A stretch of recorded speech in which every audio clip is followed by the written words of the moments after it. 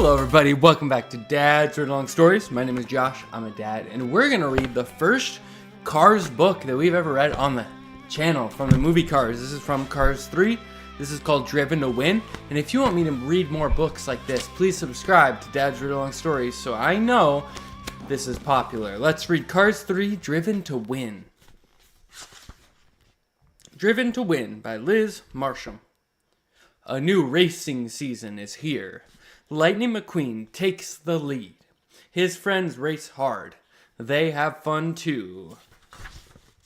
Jackson Storm is a new racer. Lightning tries to beat him, but Storm is too fast, and Lightning crashes. Lightning watches a video of his crew chief, Doc Hudson. Doc had a hard, bad crash, and he never raced again. Lightning does not want to stop racing. A business card named Sterling builds Lightning a new training center. Lightning is excited. He is ready to start training and racing. Cruz Ramirez is Lightning's new trainer. She will use the best training system to make Lightning faster. But the training system is hard to use. Lightning breaks it. He's flying. Lightning wants to train his own way. He takes Cruz to the beach. Cruz sinks into the sand. Lightning teaches her how to race on the beach. Lightning and Cruz enter a small race. They wear disguises. They do not know the race is the Thunder Hollow Crazy 8. Cars crash into each other. A school bus named Miss Fritter chases Cruz. Lightning and Cruz want to leave the race. Lightning says Cruz is not a real racer. Cruz is sad and she wants to leave. Cruz has always wanted to be a racer. Lightning feels bad. He takes her to Doc Hudson's track. Lightning and Cruz meet some famous cars who used to race with Doc. They tell stories about him. He once flipped over another racer. Lightning and Cruz train with Doc's friends. They pull heavy trailers. Every day, they get faster and stronger. They have a lot of fun, too. At the end of their training, Cruz beats Lightning in a race. She is faster. Now it's time for the big race in Florida. Lightning is nervous. Finally, the race begins. Lightning thinks about Cruz. Cruz did all the training just like Lightning. Cruz is a great racer. She just needs a chance. Lightning goes to the pit. He has an idea. Cruz will finish the race. Ramon paints Cruz, and Lightning will help her. Cruz feels excited and nervous. She joins the race. Cruz catches up to Storm.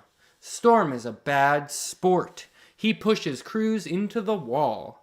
Cruz remembers one of Doc's tricks. She flips over Storm and wins the race.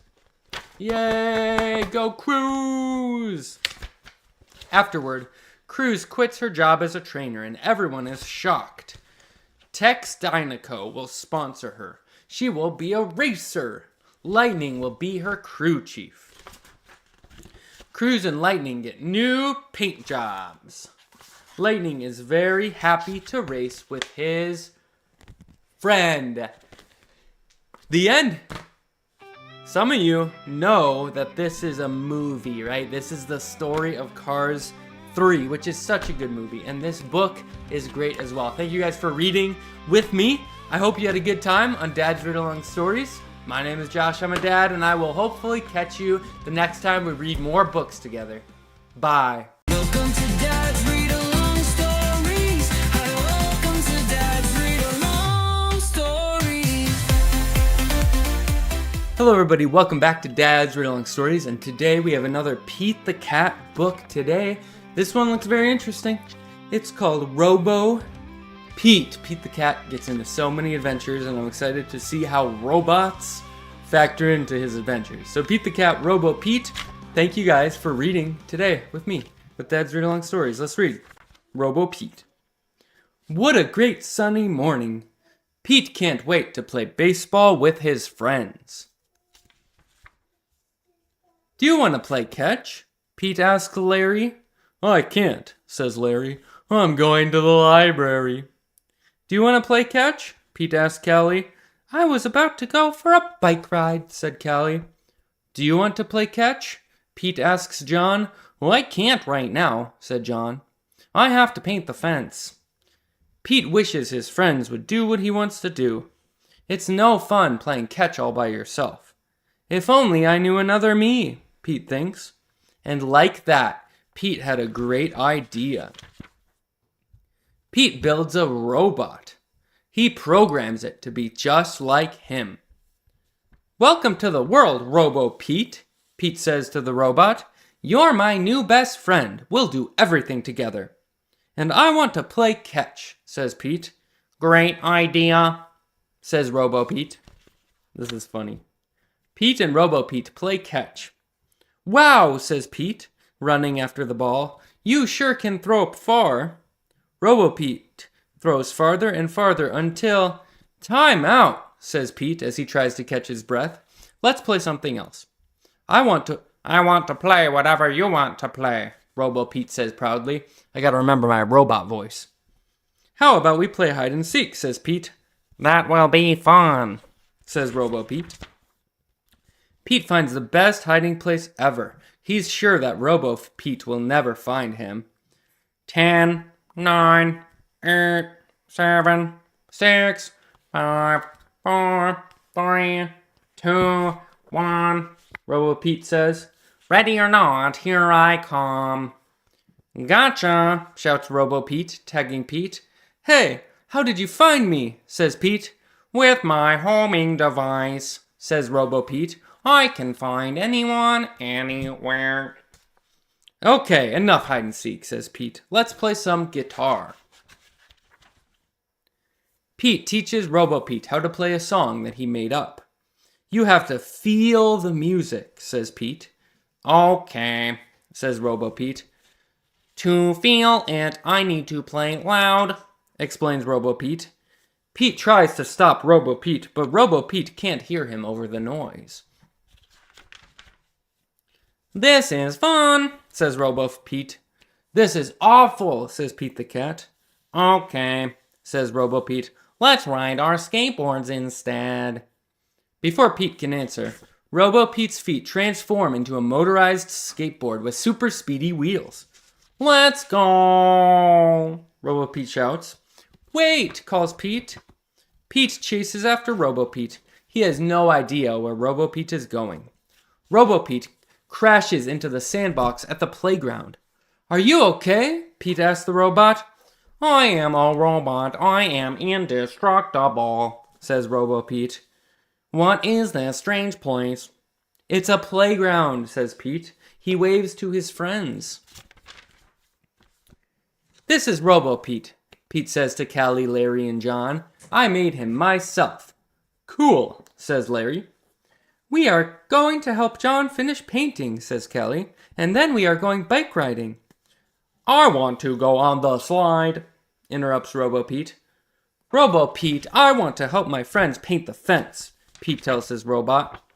Paint the fence? That would be great, Robo-Pete says. I am programmed to paint faster than everyone.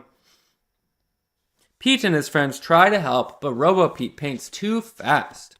So instead, they ride bikes, and they read books. And after Robo-Pete is done painting, they help him clean the brushes. Pete realizes that it doesn't matter what they do, just being with his friends is what makes it fun. The end. That was good. That was really good. I think you guys will like Robo-Pete by Pete the Cat by James Dean. That was a great book. Thank you guys so much for reading with me, and I hope you have an awesome day. Dad's Read Along Stories out. Welcome to Dad's Read Along Stories. Hello everybody, welcome back to Dad's Read Along Stories. My name is Josh, I'm a dad, and I just want to say thank you. We just hit 500 subscribers, which is amazing, and I'm so glad that you like reading these books. I'm just a dad, I have 5 kids, but I love to read books, so I just thought I'd share it, and it's cool that people are liking that and appreciating that. And one thing I've learned about kids, since I have 5 of them, is that all kids, probably all, maybe just most, but most kids love bulldozers and construction vehicles. And today we're going to be reading Bulldozer's Big Day, and I think you are going to like it as well. Bulldozer's Big Day by Candace Fleming and Eric Roman. It was Bulldozer's big day, and he couldn't wait to invite all his friends to his party. Party. I love parties. Motor humming and blade held high, he zoomed, bump vroom, across the construction site. Guess what today is? Whooped Bulldozer when he got to where Digger Truck was working. Guess, Digger boomed. I don't need to guess, kid. Today is a scooping day. Scooping.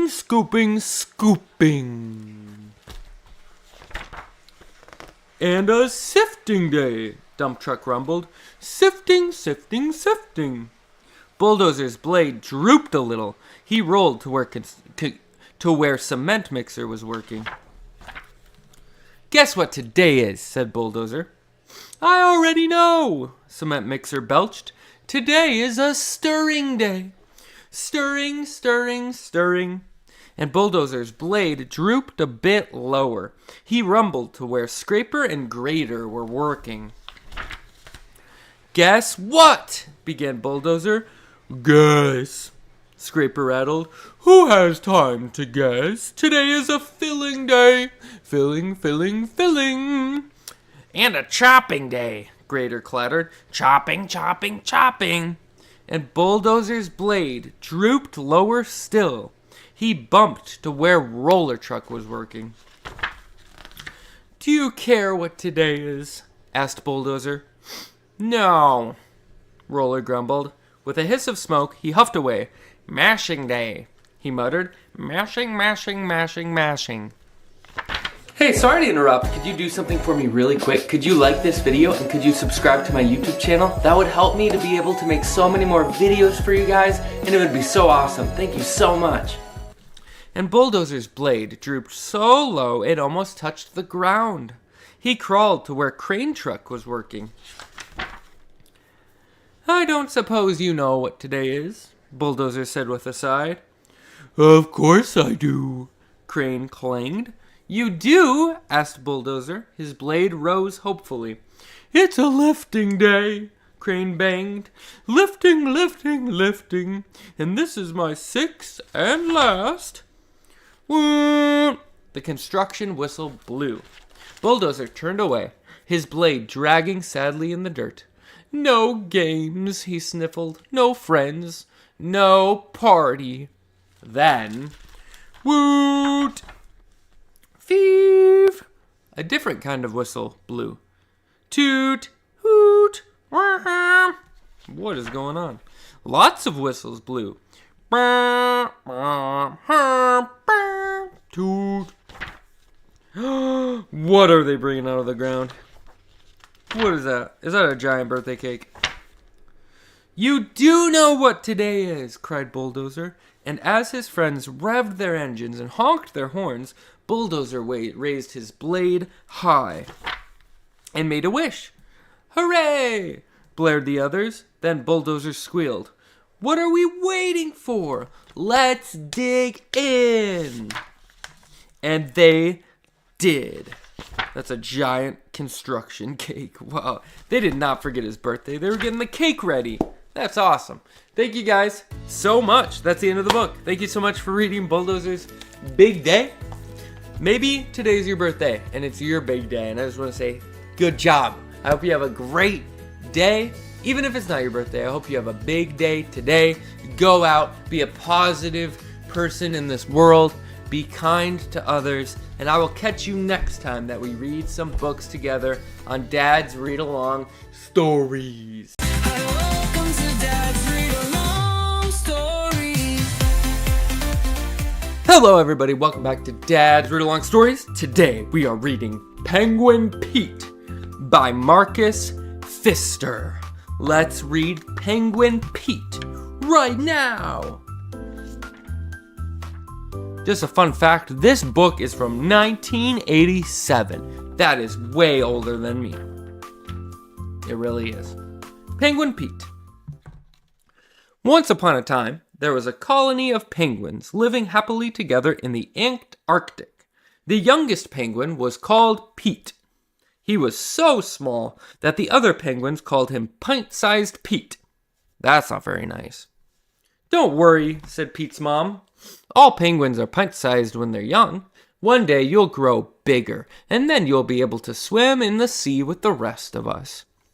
Pete thought the grown-up penguins looked beautiful swimming in the sea. He wanted to grow up fast so that he could join them.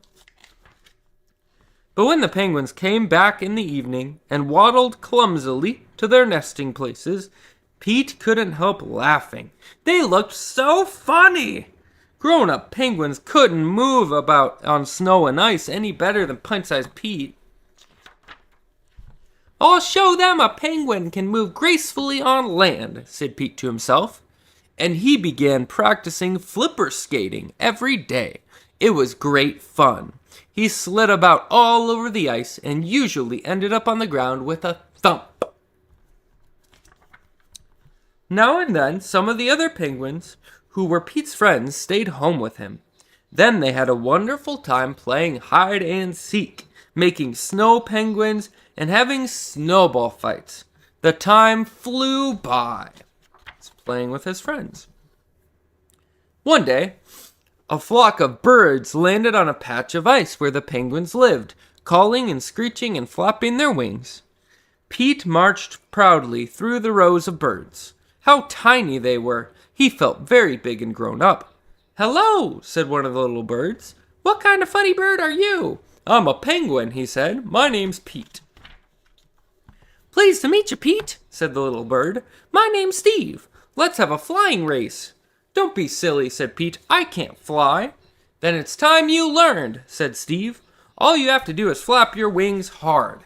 Just watch me. It's quite easy. Pete tried and tried to fly, but he couldn't. He could only jump a little while in the air. Pete and Steve were soon great friends, even if they couldn't go flying together. But Pete wanted nothing better than to fly with his friend. Although he tried to take off over and over again, his flights always ended in a crash landing. The day came when the flock of birds had to move on. There was nothing Steve could do about it. As the two friends said goodbye, big penguin tears trickled down Pete's cheeks. Never mind, Pete, Steve called back as he flew away. I'm sure we'll be landing on this patch of ice again next year. Pete was very sad, but his mother knew how to cheer him up.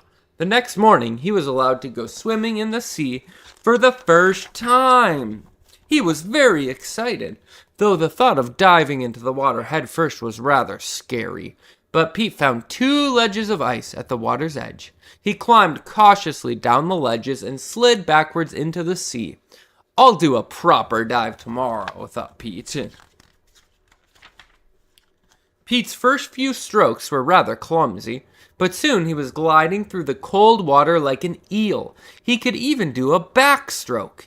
He came in late in most of the swimming races, and he lost when the penguins played games, but Pete was a good loser. He never tired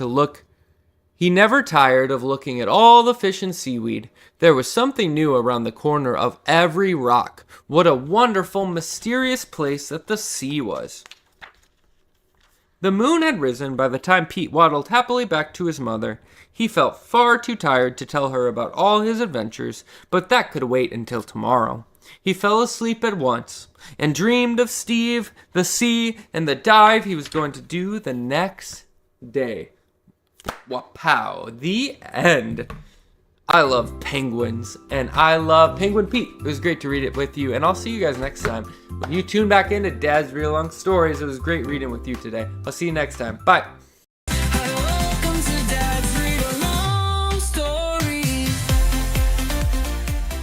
Woo! Welcome back to Dad's Read Along Stories. That was a train whistle if you don't know. But we're going to read a train book today for my train-loving kids. We're going to read How to Train a Train. Even that title's a little silly. Train a Train? That's the same word twice, but it means different things. How to Train a Train by Mason Carter Eaton. Let's read. Jason Carter Eaton. How to Train a Train. So you want a pet train? Well, of course you do. Trains make awesome pets. They're fun, playful, and extremely useful. Lucky for you, this handy guidebook contains everything you need to know to choose, track, and train your very own pet train. Ready? Then let's head out and find some trains. Different trains live in different places. Freight trains live in the countryside and travel in herds. Monorail trains live in the city and travel alone. Early steam engines pretty much just sit in museums.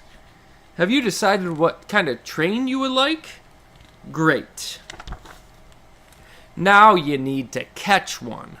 There are lots of ways to catch a train. Some people will corner it. Others might use a big net to trap it. Still others will run the track into quicksand. True, these methods all work, but I'm gonna show you the best way. First, get up really early in the morning and find a good hiding spot, close to some trains. Now the hard part. Sit quietly and wait. And wait. And wait some more. Waiting can be boring. As the sun rises, the trains will begin to stir and start their engines. Watch them work and play. It's only natural that you'll want to take home all the trains, but don't just grab the first one you see. Take your time and choose the one that's right for you. Got one? Time to make your move. Send a puff of smoke high into the air. Perfect! You've got the train's attention. If you brought any coal with you, now would be the good time to offer it. Try saying, "My, what a handsome train you are." Next, make the call of the wild train. Chugga, chugga, chugga, chugga, choo choo. Well done. Here it comes. How will you know if the train you caught is the one? Don't worry, you'll know. Once you get your train home, you'll want to give it a name. Some popular train names are Milo, Morgan, Nathan, Pushkin, Smokey, Picklepuss, Captain Foofmalo? That's silly. Little Miss Muffinhead, Sir Chugs-a-Lot. Of course, you can name your train whatever you would like. Don't worry if it seems shy or scared at first. A train needs time to adjust to new surroundings. A warm bath can help calm a nervous train. And few trains can resist a good read aloud. If your train has trouble falling asleep at night, play soft locomotion sounds. Rocka rocka, clickety clack, rocka rocka, clickety clack. This is an old conductor's trick that'll give your train good dreams. Spend as much time as you can getting to know your train. Does it prefer going fast or slow? Does it like to fetch? How does it feel about tunnels and bridges? Want to teach your train a few tricks? Easy as pie. Start with a simple trick. Then move on to something a bit harder. What? By now, your train should be willing to let you go for a ride. But start out slow. Try riding in the caboose at first. Trains are very particular about who sits in the engineer's chair. Good manners are important. Train your train not to leap up on people and to always wipe its wheels before going inside. Of course, your train can't go everywhere with you. Out on the open road, you're sure to pass other kids with their pet trains, planes, trucks, and submarines. This is a good chance for both of you to make some new friends. Congratulations! You've given your train fuel, water, and a good home, and plenty of friendship and fun. Everything it needs to be happy. How will you know if your train is happy? Don't worry. You'll know. The end. Guys, thank you for reading How to Train a Train with me. I hope you liked that book. I really liked that one. It's pretty silly, but it's also really good. So thank you guys for reading, and I'll catch you guys next time on Dad's Read Along Stories. Welcome to Dad's Read Along Stories. Hello and welcome back to Dad's Read Along Stories. We got a special book for you, and if you are wearing a hat right now, this is special because we're reading I Am Not Your Hat by Lisa Bentley. Thank you for joining me today. I am not your hat. Let's read. Bert and Dot were best friends. Bert loved to talk and Dot loved to listen. Bert had a secret he'd rather not share, and Dot loved to keep it. Together, they were the perfect pair. So Bert is the big emu, ostrich, big bird, and then Dot is the little bird on his head. How strange. How silly. The other birds did not agree. How sad.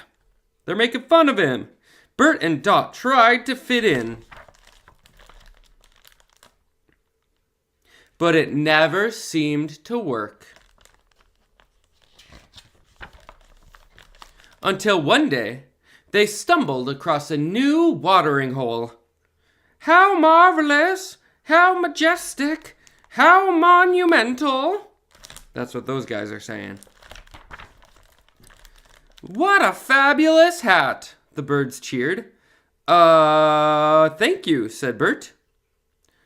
I am not your hat, mumbled Dot. I do love my hat. The colors go well with everything, boasted Bert. I am not your hat, said Dot. Where did you get it? Asked a fellow fowl. Oh, this old thing? I can't remember. I've had it for ages, said Bert. I am not your hat. Whoa. She flew away. Bert's secret was out. He's got fluffy orange hair. So fluffy, so orange, so glorious. Bert needn't be worried. Everyone loved his hair. Bert started to tell Dot how wonderful he felt, but then he remembered that she wasn't there. He missed his friend. So he set off in search for Dot. But she was nowhere to be found. Could it be? Dot!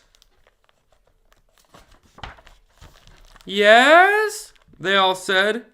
Oh dear, said Bert. There's a lot of them.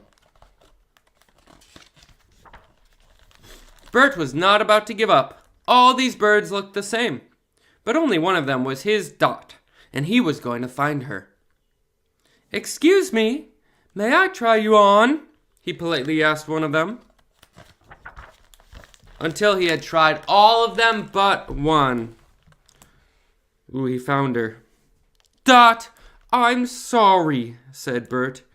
You are not my hat. You are my friend. Can you ever forgive me? Dot had to think about this. Then she said, yes, I can. And I'm sorry for flying off and giving away your secret. That's okay, said Bert. It turns out that just being me is wonderful, but being us is even better. And now Bert had a secret he wanted to share. This is Dot, and she is not my hat. She is my best friend. Together we make a perfect pair. Bert and Dot were best friends again. Bert loved to talk and Dot loved to listen. The end. Thanks for reading. I am not your hat with me today. Maybe you have a best friend that you do everything with, and this is a good reminder to be kind to them and to appreciate all that they bring to your friendship. I'll see you guys next time on Dad's Read Along Stories. Thank you for reading with me today. Bye. Hello, what do you think happens when a unicorn gets a ton of crayons? What's gonna happen? Well, we'll find out when we read today's book on Dad's Read Along Stories. Welcome to Dad's Read Along Stories. Today's book on Dad's Read Along Stories is Never Let a Unicorn Scribble. What? Well, we're gonna find out. Never let a unicorn scribble. Why not? I want to know. I recently got a pet unicorn. I know it's hard to believe, but it's true. And everyone keeps telling me, never let a unicorn scribble. What? Why would anyone say such a thing? I mean, unicorns can run on rainbows, so why can't they scribble? I thought if I gave her just one crayon, what could go wrong? What do you think's gonna happen? Well, I'll tell ya. She ate it. What? The unicorn ate a crayon? Eating a crayon sounds so gross. Never, never do that. Now, my favorite bright pink crayon was traveling to the belly of my unicorn. This is probably why people are saying that unicorns should never scribble. Because they eat crayons. Then it occurred to me, maybe unicorns don't know how to use crayons. So I gathered all my crayons and I started to scribble. You guys know how to scribble? You just take a crayon and go just like that. I made a blue scribble, a pink scribble, a yellow scribble, and even a crazy scribble. Now that she could see how crayons worked, I thought I would give her another chance to scribble. I took out a teal crayon, which is like a blue crayon, and I placed it right in front of her. Do you think it's gonna eat it again? And she ate half of it. Oh my goodness. Listen to me, unicorn. We do not eat crayons. We draw with them. But then I realized a unicorn couldn't hold a crayon like I could. Maybe that's why she was eating them. So I had an idea. Maybe if I tied a few crayons to her horn, that would help her scribble. Within seconds, glitter scribbles started shooting out like water from a fire hose. What? Sparkling rainbow scribbles were everywhere. They were on the floor, on the ceiling, on the walls. They were even on my lamp. I've been begging my mom to redecorate my room for a long time now, but I don't think this is what she had in mind. Oh my gosh, look how colorful her room is getting. Then I heard a noise down the hall. This was it. I was going to be in so much trouble. I popped out of my room and blocked the door. Before my mom could say anything, I started to explain the mess that she was about to see. Well, it all started when I heard to never let a unicorn scribble, but I had to find out why. So I gave my unicorn a crayon, and then she ate it. Then I tried to teach her how to scribble, but then she ate another crayon. So I tied my crayons to her horn, and boy was that horn magical. The scribbles started shooting out like a water fountain, and they were just so sparkly. But I made such a mess, and I am sorry. My mom peeked around the corner and smiled. You didn't make a mess. You made a glowing masterpiece. When I turned around, all the scribbles were right on my easel. not on the ceiling, not on the walls, not on my lamp. They were all on one big piece of paper, and it was the most amazing art ever. All this time, people wanted to stop unicorns from scribbling. It could be because they eat crayons, or because it's so messy, but if my unicorn had never scribbled, she would have never learned how to make this masterpiece. So the next time you hear, a unicorn shouldn't scribble, just remember all great art starts with a scribble, and even unicorns have to start somewhere. The end. Thank you guys for joining me today and for reading Never Let a Unicorn Scribble. Maybe you like to draw, maybe you're an artist, and I think there's a deeper meaning here. That art is whatever you create. So maybe you do like to scribble, maybe you like to stay in the lines, maybe you like to draw something from scratch. But either way, do what you want, what feels best for you, and you'll get better and better every day. I'll see you next time on Dad's Read Along Stories. Welcome to Dad's Read Along Stories. Welcome back to Dad's Read Along Stories. Today we're reading a very powerful book called My New Home by Marta Altez. This book is perfect for you if you ever moved from one house to another house, one place to another place. When I was back in high school, I moved and it was really hard because I had to leave all my friends and start over. And it felt like a bad thing at first, but it actually turned it out to be one of the best things for me and my family. So let's read My New Home together. My new home. We've just moved house, and I feel so far from home. I was happy in my old house.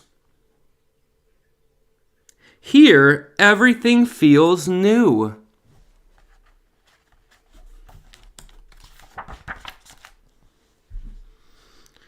I don't really like it.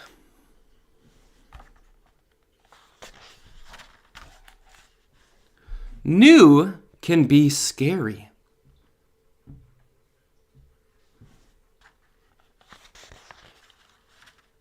And a little bit lonely.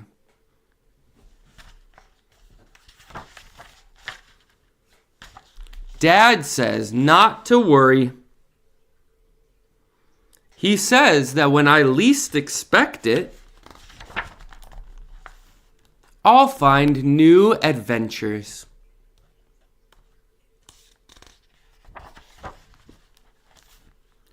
And adventures make loneliness disappear.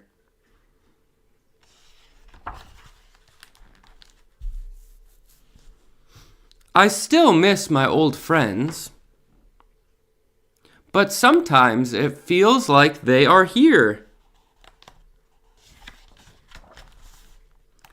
When I moved house, I felt far from home. Here, everything feels new.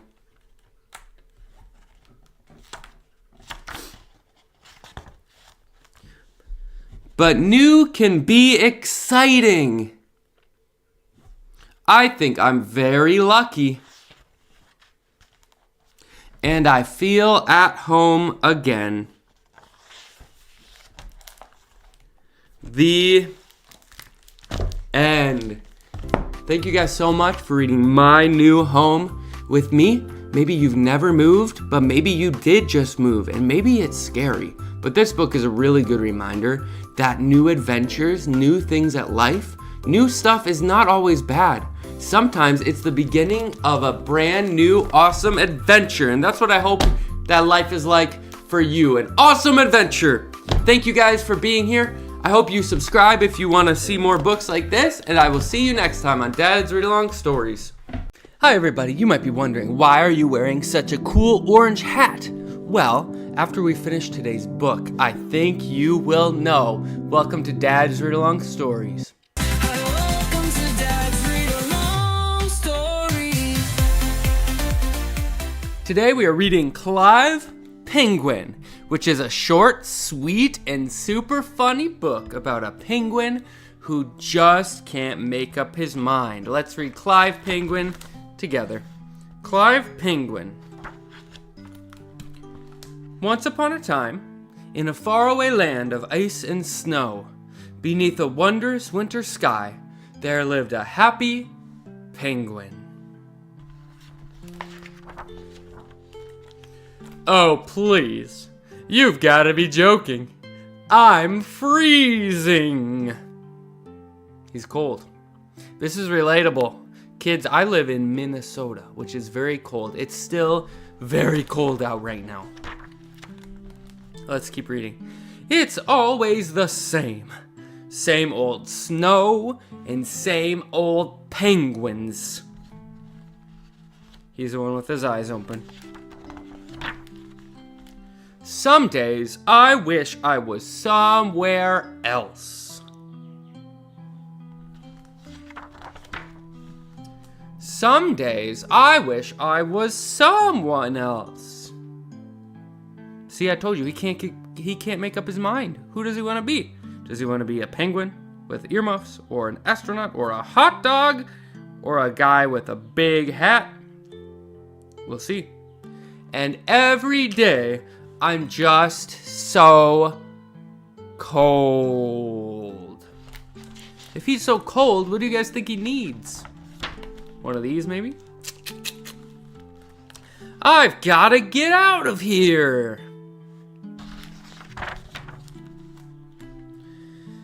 There's something incredible just around the corner. No doubt about it. Wait a second. Is this really happening? Just look at that. It's what I've always wanted. My search is over. What do you think he found? Let's turn the page and see.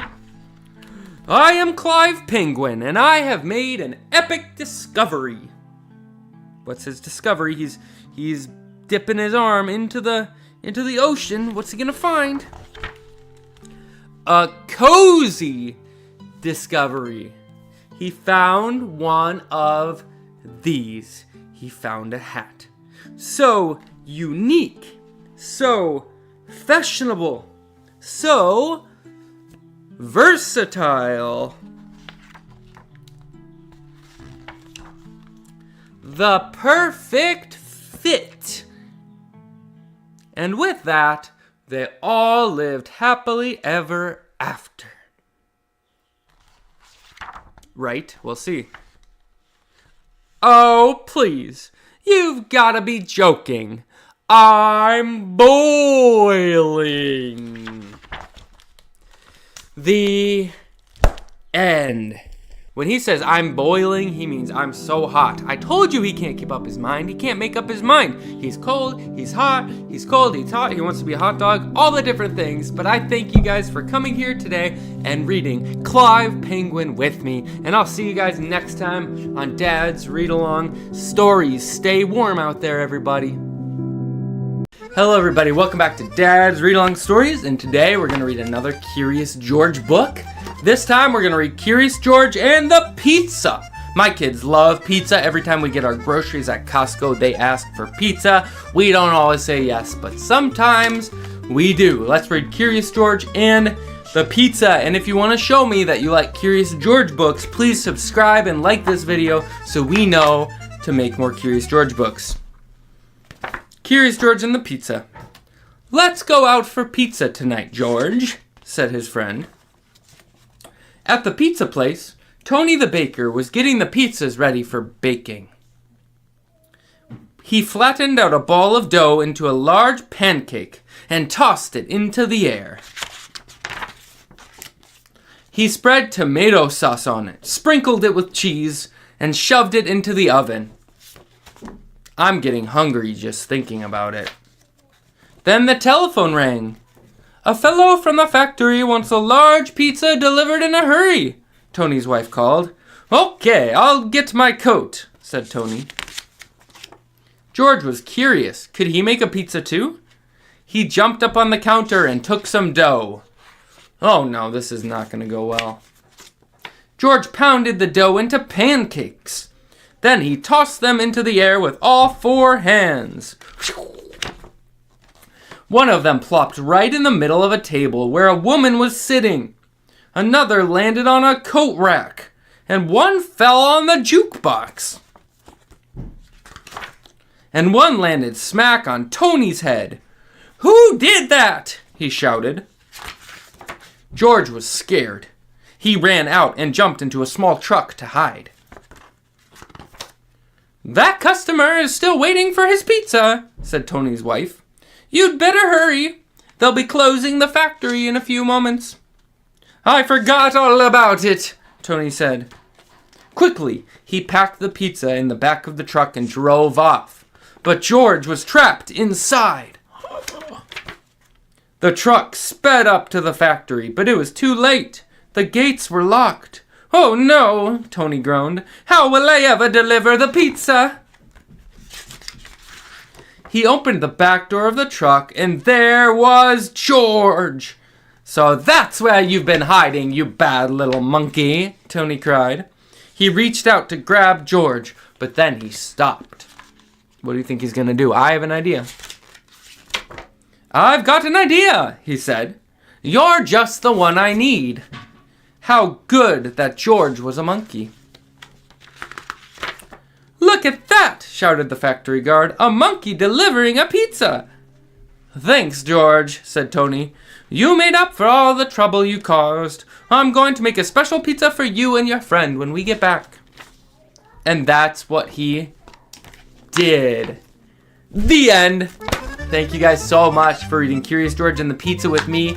Maybe you should go up to your mom or your dad or your grandma or your grandpa right now and say, "I want a pizza!" But if they say no, that's okay. You gotta respect your parents and your grandparents. I'll see you guys later. I'm gonna go not eat pizza, but I'm gonna go hang out with my family. See you guys later. Bye! Hello everybody, welcome to Dad's Read Along Stories. My name is Josh, I'm a dad. This is my son, Charlie. And today we're gonna be reading Curious George, Tadpole Trouble. And I have a question for you. Do you know what the word curious means? No. You don't know? Curious means you are eager to learn something or know something. So Curious George wants to know a lot of things. Do you know what a tadpole is? You don't know? Well, we're gonna learn. Let's read Curious George, Tadpole Trouble together. Okay, Curious George is this monkey right here. You know him, right? He's an awesome monkey.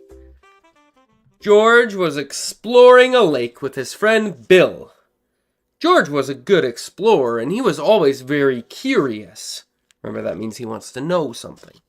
He was especially curious about tadpoles. Bill told George he could be in charge of the tadpoles they found. George took tadpole watching very seriously. He watched them swim in their glass bowl. He fed them boiled lettuce. He took them for a swim in the lake. At the time, it seemed like good exercise for tadpoles. So these little guys are the tadpoles right here. These little they kind of look like fish, right? Yeah. But you don't know what they turn into? Frogs. Oh, you know. He knows. But don't spoil it. Don't tell him. We'll find out. When the tadpoles did not come back, George started to worry. What would Bill say? He had to find them. So he dumped them out, and he can't find the tadpoles because they swam away. George spent hours at the lake. He found turtles and water beetles and minnows, but no tadpoles. Every time George would visit the lake, he would look for the tadpoles. Several weeks went by. Finally, he found something that looked like a tadpole, but it had legs and almost no tail. So George let it go. What's that? It's like turning into something. A frog? We'll find out. A few weeks after that, George took a walk in the city to think about his tadpole problem. He was going back to the lake soon, and Bill would be very disappointed if George had lost the tadpoles. George walked so long, he found himself in front of the museum. He saw a butterfly that reminded him of being at the lake, so he followed it. The butterfly flew into the museum, and George kept following past all kinds of exhibits. There was a special display about creatures that live around lakes. George knew about many of them, like turtles, minnows, lizards, and tadpoles. Tadpoles. The picture of the baby tadpole reminded him of his own tadpoles. Next to it was one of the funny creatures that George had seen at the lake. It had legs and a smaller tail. Now he understood. The creatures with legs were the tadpoles. His friends had not vanished, they were just changing and growing up. George was so excited. He left the museum without finishing the exhibit tour. As soon as George got back to the lake, he looked for his missing friends, especially the little ones with little legs and almost no tails. But they were not there either. This time George could only find frogs. Lots and lots of frogs. What is going on? What a good idea, George, Bill said, seeing the empty jar. You decided to release the tadpoles into their natural habitat so you could watch them grow into frogs. You're not only curious, you're smart too. Let's take a picture of you and the frogs together, George. Smile. Can you smile? That's a funny smile. Smile better. And now we have a little picture of the life of a frog. Here are the main stages of a frog's life, out of order. Number them 1 to 4. This is number 1, right? The eggs. And then what's number 2? What do they turn into after the eggs? Yep, the tadpole. Then what? Tadpole with legs. Yep. And then what? Frog. Good job, Charles.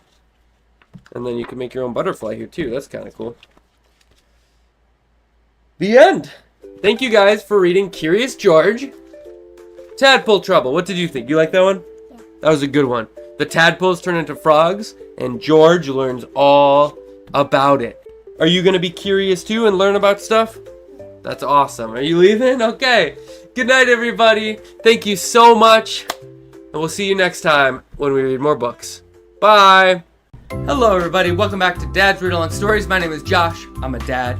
And we are going to be reading today Curious George's Dinosaur Discovery. Raise your hand if you know Curious George, if you like Curious George. When I was little, I watched a lot of Curious George on TV, and now I get to read the book, Curious George's Dinosaur Discovery. Let's read. Today is a special day, George's friend said. We are going to do something very interesting. George was curious. What could be more interesting than a trip to the dinosaur museum? The man with the yellow hat led the way through the museum. George wanted to stop and look at the dinosaur bones, but his friend kept going, so George kept following. Finally, they walked right out the back door. Where are they going? A van was waiting for them outside. Climb in, George, said the man with the yellow hat. George looked out the window as the van drove off. Where could they be going? At last, the van reached a rocky quarry. Dozens of people were there. Some were digging with shovels. Others were using pickaxes and other kinds of tools. Surprise! George's friend said. We're going to help the museum scientists dig up dinosaur bones. Ooh, George was curious. Were there really dinosaurs buried in the quarry? He ran over for a better look. Hello, said a friendly scientist. Are you here to help with the dig? George watched the scientist work. She dug up some dirt and put it into her sifting pan. It took a long time to sift it, and in the end, no dinosaur bones. Oh well, she said, time to try again. But the next pan was empty too. So was the next one, and the one after that. George yawned. So far, digging for dinosaurs was not as exciting as he'd expected. George was curious. Could he help to find dinosaur bones?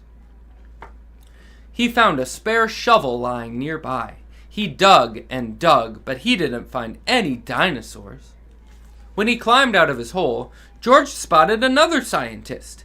He was dusting something with a small brush.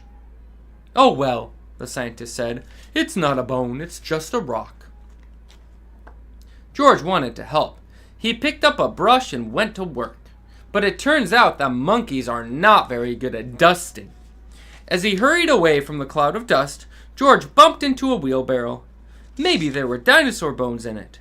He climbed up to look inside, but the wheelbarrow was awfully tippy. Crash! Oh no, George, the wheelbarrow, and a whole lot of dirt went flying. "Hey!" someone cried. "What's that monkey doing?" George scampered away, straight up the cliff. Monkeys are good at climbing, so George kept going, higher and higher. When he got to the top, he accidentally knocked a stone over the edge. That stone hit another stone, which then hit another stone, and another. Oh no! It was a rock slide! The man with the yellow hat called for George to come down. George wanted to climb down, but he was afraid the scientists would be angry with him. But the scientists did not look angry. "Look!" one cried, pointing. "Look what that monkey just uncovered!" George could hardly believe what he saw. Dinosaur bones! After that, the dinosaur dig was even more fun.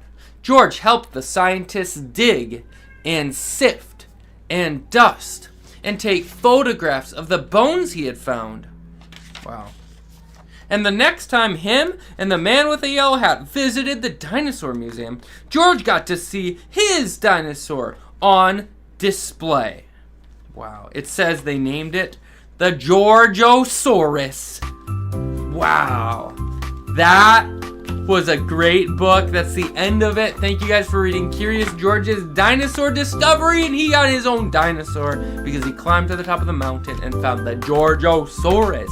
Thank you guys for reading. I will see you guys the next time we read books together. Bye.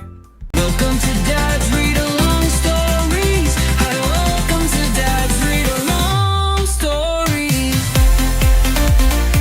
Hello everybody, welcome back to Dad's Read Along Stories. My name is Josh, I'm a dad, and today, by popular request from my son Liam, we're going to be reading Lego City Ready for Takeoff. My kids like these Lego City books, they're pretty good, and they love Legos, so we're going to read this together. Lego City Adventures, Ready for Takeoff. Bye-bye, rain. It's time to fly. Check in the bags. 1, 2, 3. They're at Lego City Airlines. Teddy Bear can come on the plane. Where is the gate? It is time to board. Take out the plane ticket. Boy, they're getting on. The bags are on their way too. They get a ride to the plane. Workers check the plane from its nose to its tail. They fill the plane with gas. The pilot is ready in the cockpit. The ground crew shows the pilot where to go. Nice. The planes wait their turn. The tower tells the plane when to take off. It's time to fly. The plane speeds down the runway. Vroom! Whoosh! Up, up, up. The plane flies into the sky. It soars above the clouds. Look out the window. See how small the city looks? The plane flies a long way. One last turn before landing. Down come the wheels. Bump, bump, whoosh. The plane slows to a stop. Find all the bags. 1, 2, 3. Hello, son. It's time for fun. The end. They got on the plane, they flew on the plane, and then they got to their vacation on the beach. I could use a vacation on the beach, right? That'd be fun. Thank you guys for reading Lego City Ready for Takeoff with me, and I'll see you guys next time on Dad's Read Along Stories.